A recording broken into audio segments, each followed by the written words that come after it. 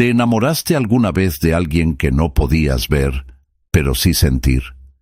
Esta es la historia de Yaé, el joven que terminó viviendo para siempre en una casa de barro. En el corazón del territorio guaraní, a orillas del río Paraguay, vivía una tribu que respetaba profundamente a la naturaleza.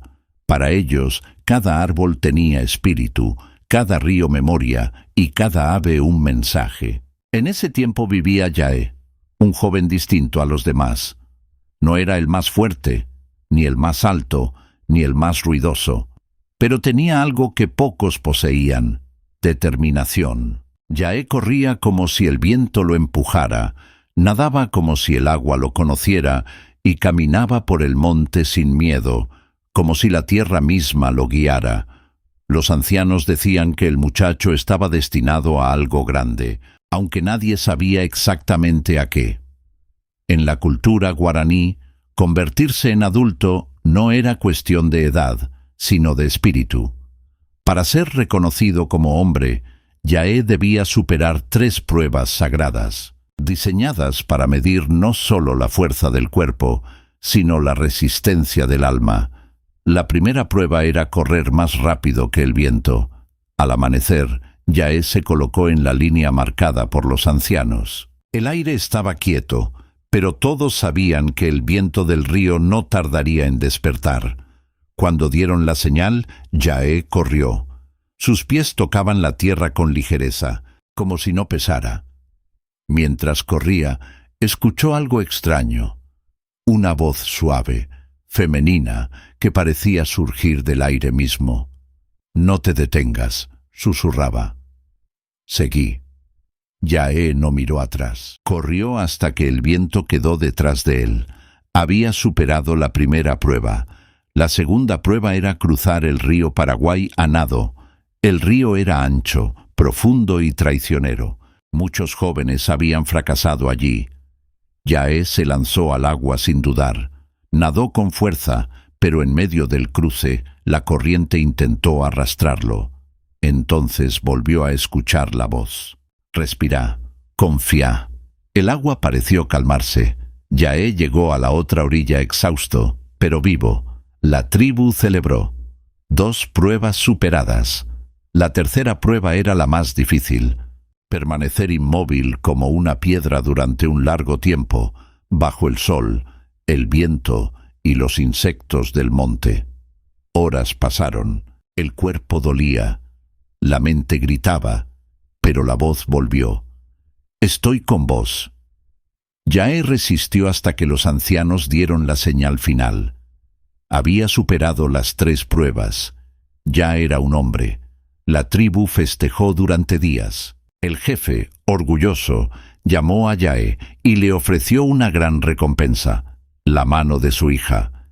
Era un honor, un premio que muchos deseaban. Pero Yaé bajó la mirada. Su corazón estaba dividido, porque durante todas las pruebas, en los momentos más difíciles, no estuvo solo. Aquella voz que lo acompañaba no era imaginación. Era real para él. Una presencia invisible, dulce y constante, de la que se había enamorado sin verla. ¿Cómo explicar un amor que no tenía cuerpo? Yaé pidió tiempo. Caminó solo hasta el monte y habló con los espíritus. Gritó su confusión, su miedo. «No puedo traicionar lo que siento», dijo al cielo. «Ayúdenme». El viento se levantó. El monte guardó silencio. Yaé alzó los brazos. Y entonces ocurrió lo imposible. Sus manos se alargaron. Sus dedos se unieron. Su cuerpo comenzó a cubrirse de plumas pardas. El joven gritó, pero no de dolor, de asombro. Yaé se estaba transformando. Cuando la tribu llegó, ya no había un hombre en el claro. Solo un ave de plumaje marrón, de mirada intensa, que batió sus alas por primera vez y voló hacia el bosque. Había nacido el hornero. Convertido en ave, Yaé recorrió el monte buscando a la voz que amaba. Voló días y noches, pero no la encontró. Cansado, bajo una tormenta fuerte, decidió hacer algo que jamás había hecho como ave: construir. Recolectó barro con su pico, lo moldeó con paciencia y levantó una pequeña casa firme, redonda, resistente. No era solo refugio, era espera, era esperanza. Cada día trabajaba, cada día reforzaba su hogar. Dicen los ancianos que esa fue la primera casa de hornero. Una tarde tranquila, cuando el sol caía lento sobre el monte, el hornero escuchó de nuevo la voz. Pero esta vez no venía del viento, venía del nido. Una pequeña ave, de canto dulce, se posó junto a él. Era la voz que siempre lo había acompañado. No necesitaban palabras, se reconocieron.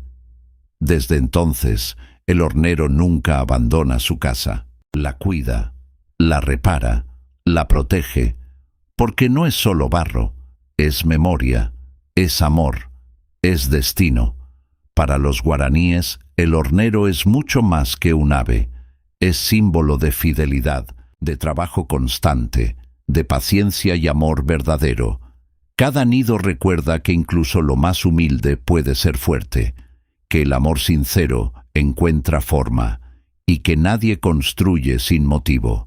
Por eso, cuando un hornero canta cerca de una casa, los viejos dicen que trae buenos augurios, que recuerda valores antiguos, que avisa que el hogar será protegido. Ahora te pregunto a vos, ¿creías que el hornero solo era un pájaro trabajador? ¿Conocías esta leyenda guaraní del amor que se transforma? Si esta historia te llegó al corazón, deja tu me gusta, comenta qué otra leyenda querés escuchar y seguí la página para que estas voces antiguas no se pierdan, porque mientras haya alguien que escuche, las leyendas siguen vivas.